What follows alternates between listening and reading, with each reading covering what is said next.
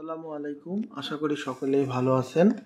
আজকে আমরা যাব উলিপুরের একটি বিখ্যাত মসজিদ দেখতে। তাই আমরা নাগেশ্বরী থেকে কুড়িগ্রাম, এরপর কুড়িগ্রাম থেকে রাজারহাট, তারপর রাজারহাট থেকে রাজারহাটের নাজিম খান ইউনিয়ন দিয়ে প্রবেশ করব উলিপুরের দলদলিয়া ইউনিয়নে। এখন আমরা এই রুটটি ব্যবহার করে কাজীর মসজিদে পৌঁছাবো। তবে কেউ চাইলে উলিপুর উপজেলা থেকে সরাসরি ৮ কিলোমিটার পথ অতিক্রম করে দলদলিয়া ইউনিয়নের কাজীর মসজিদে যেতে পারেন। কাজীর মসজিদটি মূলত উলিপুর উপজেলার দলদলিয়া ইউনিয়নের দলবাড়ি গ্রামে অবস্থিত।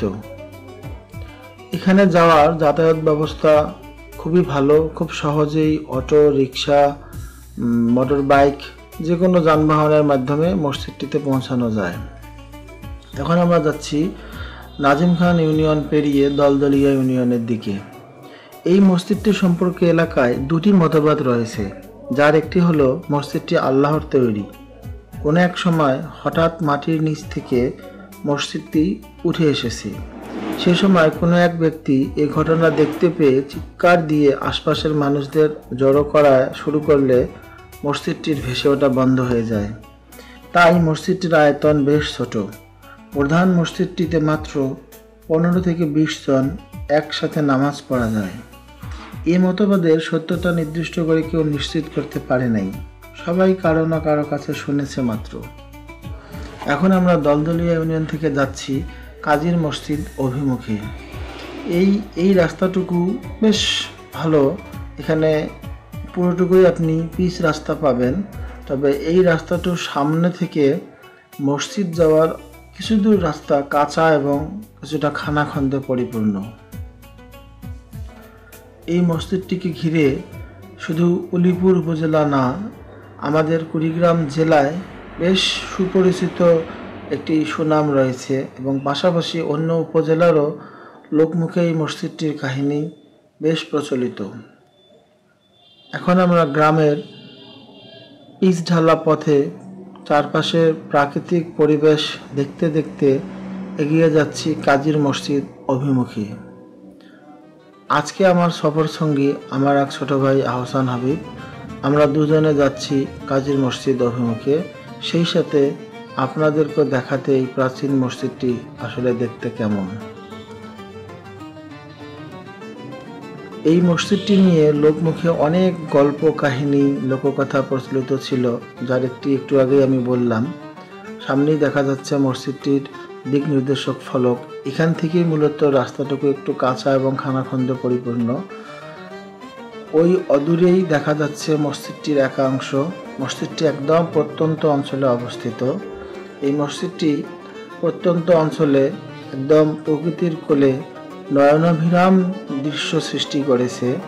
এখানকার মানুষজনের মনে মসজিদটি সম্পর্কে বেশ একটি সুনাম এবং আধ্যাত্মিক ধারণা রয়েছে।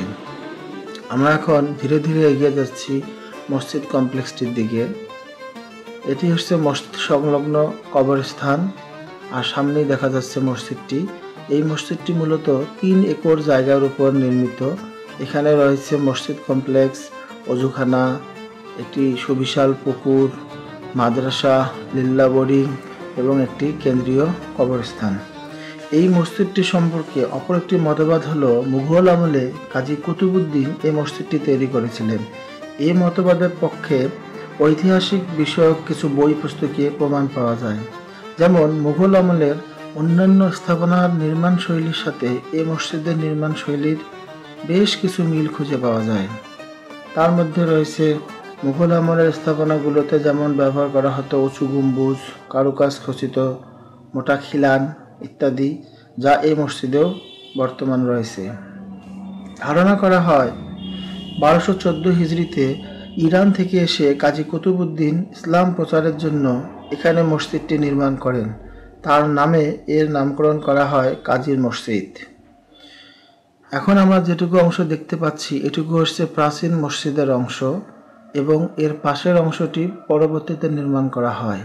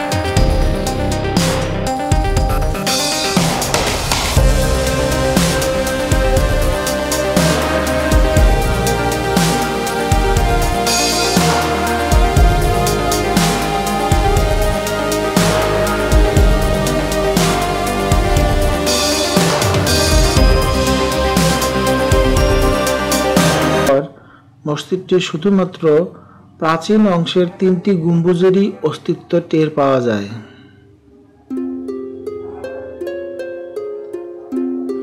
এই মসজিদটির মিনারের কারুকাজগুলো যথেষ্ট সুন্দর এবং যেগুলো প্রাচীন মসজিদটির দেয়ালের কারুকার্য অপরিবর্তিত রাখা হয়। পরবর্তীতে সেই কারুকার্যগুলোর সঙ্গে সঙ্গতিপূর্ণ রেখে নতুন বর্ধিত অংশের কারুকার্য ডিজাইন করা হয়।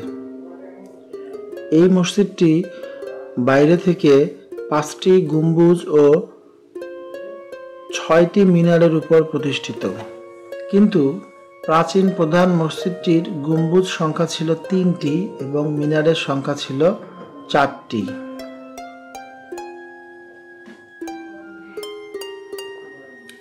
মসজিদটির সামনের অংশে একটি সুবিশাল ঘাট বাঁধা পুকুর রয়েছে, আর প্রধান মসজিদের 5তলা অংশের 2 তলার কাজ ইতিমধ্যে সম্পূর্ণ হয়েছে। মসজিদটির চারিদিকে প্রশস্ত খোলা মাঠ, ধানি জমি, নিবিড় প্রাকৃতিক পরিবেশ, স্বচ্ছ বাতাস সত্যি সব মিলিয়ে একটি নৈসর্গিক আবহের সৃষ্টি করে, যেখানে ঐতিহ্য এবং ইতিহাসের সাথে আধুনিক সভ্যতার একটি চমৎকার যোগসূত্র স্থাপিত হয়েছে। এই মসজিদটিকে কেন্দ্র করে এর পাশেই গড়ে উঠেছে একটি লিল্লাহ বোর্ডিং ও মাদ্রাসা। এই মসজিদের আয় থেকেই এই মাদ্রাসা ও লিল্লাহ বোর্ডিংয়ের অনেকখানি নির্বাহ করা হয়। এটি হচ্ছে মসজিদ সংলগ্ন পুকুরের ঘাট, যেটি বিকেল বেলায় বেশ চমৎকার একটি পরিবেশ সৃষ্টি করে।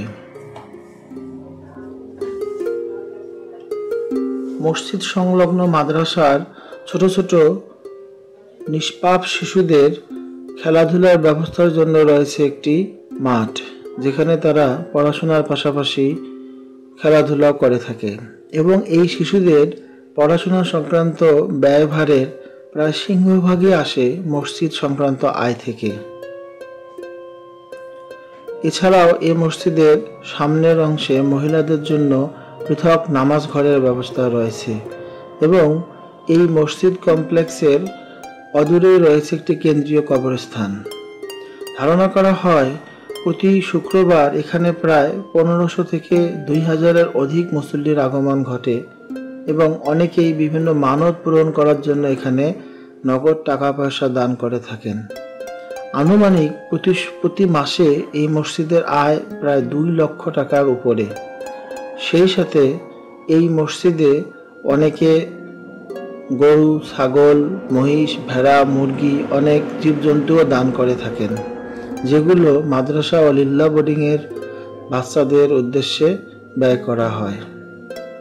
এখন আমরা মসজিদটির ভিতরের অংশে প্রবেশ করব। এটি হচ্ছে মসজিদের প্রবেশের একটি দরজা। এই দরজা দিয়ে প্রবেশ করলেই দেখা যায় নবনির্মিত মসজিদ অংশের কারুকাজ, আর এটি হচ্ছে প্রাচীন মসজিদটি। প্রত্নতত্ত্ব অধিদপ্তর প্রাচীন মসজিদটির নকশার সাথে সামঞ্জস্য রেখে চমৎকার একটি ডিজাইন করেছেন। এটি হচ্ছে নতুন ডিজাইনকৃত মসজিদের নিচতলা, যেটা পুরোটাই সুসজ্জিতভাবে বিন্যস্ত করা হয়েছে।